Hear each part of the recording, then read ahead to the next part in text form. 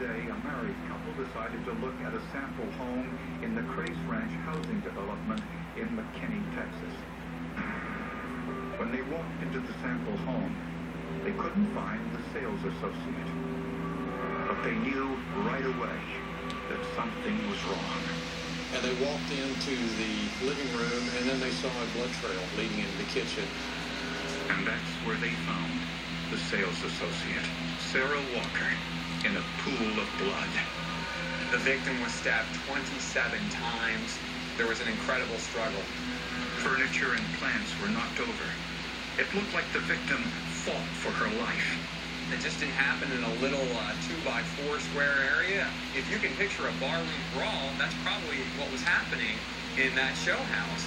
For there to be that much blood left at the scene, that's what we consider overkill.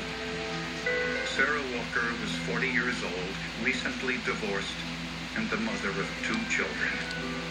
I answered the phone. It was the McKinney Police Department. He said, Sarah has been assaulted and as a result has died of her injuries. And I just started screaming.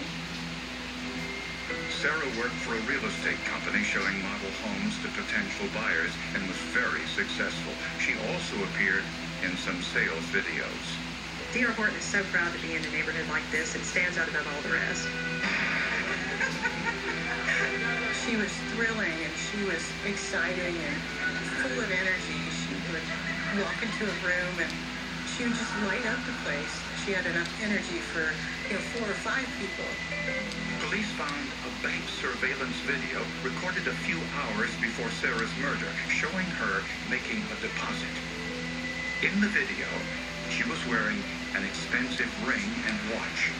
Neither one was found on Sarah's body. The watch wasn't at her home when we searched her home. It wasn't in her car. It wasn't anywhere in her office.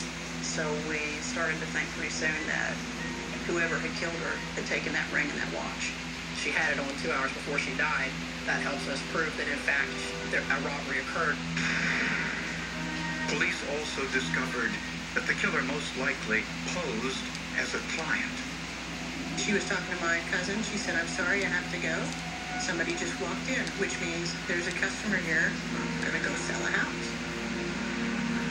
Just 30 minutes later, Sarah was dead. It was hard for investigators to imagine a crime of this magnitude in an upscale housing development. Things just didn't match, really. It just struck me as the last place I would expect a crime like this to occur. We had a real whodunit on our hands if it was a random attack.